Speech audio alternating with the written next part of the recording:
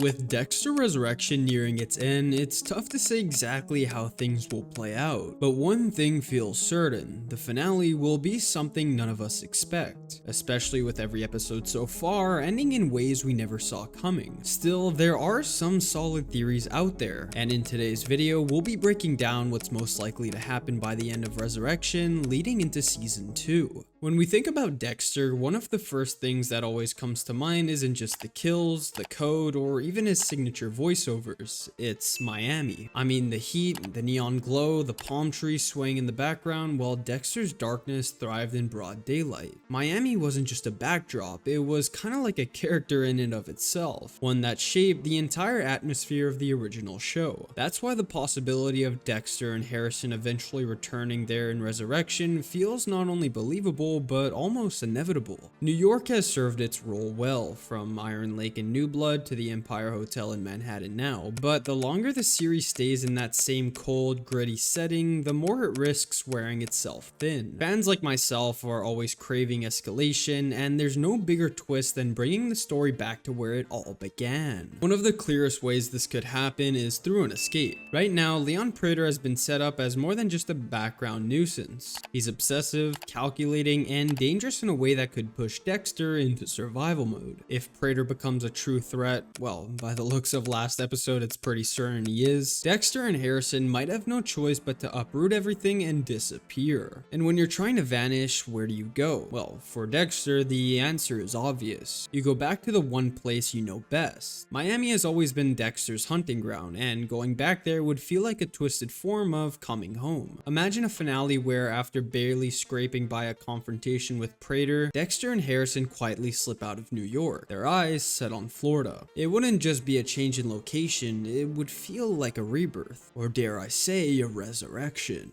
Shut your mouth! No problem, John. Shut the up, you.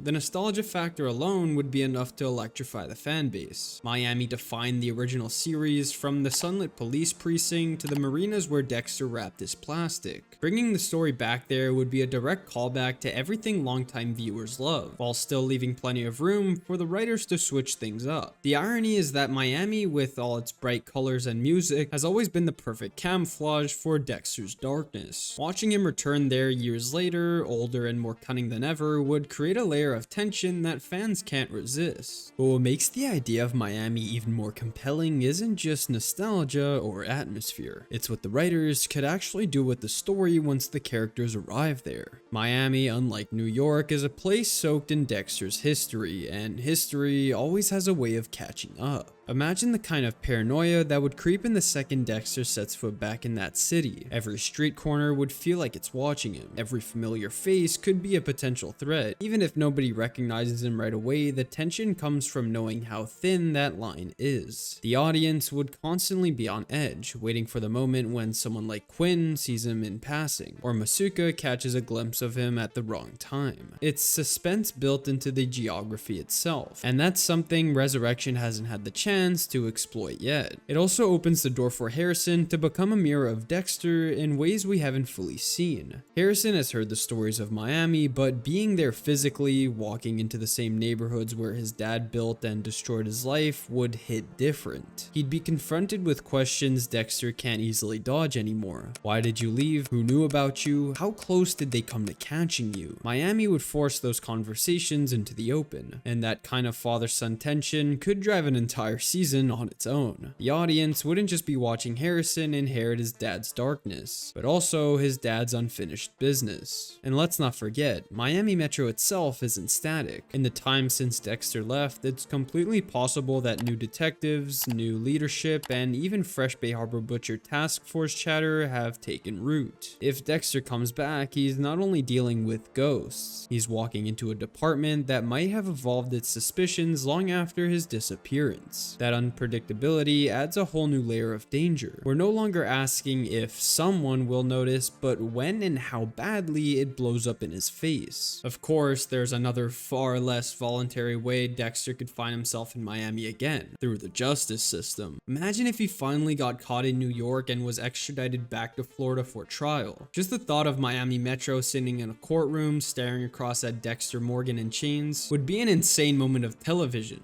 But as exciting as that sounds, sounds, it's almost certainly not happening yet. The writers have already said they're planning 3 or 4 more seasons, and putting Dexter behind bars this early would back them into a corner. A prison arc would only make sense at the very end of the series when he finally faces the death penalty and the story is ready to close for good. Until then, it's far more likely that Dexter slips back into Miami on his own terms rather than being dragged there in handcuffs. And if he does go back, it won't just be the setting that gets fans buzzing, it'll be the characters. Returning to Miami opens the door to familiar faces like Quinn, Masuka, and even ex-Captain Matthews. We've already seen Batista start to play a bigger role in Resurrection, and the idea of Dexter coming face to face with him on his old turf is irresistible. Quinn still carries that suspicion and guilt from their past, and a city filled with people who once worked beside Dexter, people who thought they knew him, makes for a damn near explosive amount of tension. But there's an even darker possibility that could make this move to Miami all the more shocking. Dexter has always survived by misdirection, and one of the smartest plays he can make right now would be to frame someone else for his crimes. And who better than Angel Batista? The NYPD detectives already think Batista has lost his mind, obsessed with linking Dexter to the Bay Harbor Butcher. If Dexter were to suddenly stage a crime scene, plan a weapon, or create the illusion that Batista had finally snapped, it wouldn't take much for law enforcement to start pointing fingers at him. As brutal as that betrayal would be, narratively it makes sense. It buys Dexter the freedom to vanish while throwing suspicion onto the one man who's been chasing him. Oh, and technically not breaking his fragile code. And once he and Harrison do vanish, Miami becomes the natural destination. For Harrison, it's not just his father's old home, but also a place that connects to his own fractured past. Coming back to those streets with Dexter could serve as a twisted fresh start, where Dexter begins teaching him how to control his darkness in the same city where he perfected the craft. The irony of Harrison walking through marinas and neighborhoods that still carry the ghosts of Rita, Deborah, Dokes, and Trinity is too rich for the writers to ignore. Every corner of Miami would feel like a reminder of history colliding with the present, making it the perfect place to stage the next chapter of their story. Even the little details would make a return to Miami unforgettable. Dexter sneaking past his old apartment, now occupied by someone else, Harrison standing on the same beach where his father once wrestled with his double life, a cameo from Masuka cracking one of his awkward jokes. These moments don't just serve nostalgia, they heighten the tension and remind us that Dexter's world is still haunted by everything he left behind. And that's why going back to Miami feels so inevitable. It solves the problem of New York becoming stale. It delivers the emotional punch of nostalgia. It reintroduces characters fans are dying to see, and it gives Dexter a setting that feels both like home and like a trap.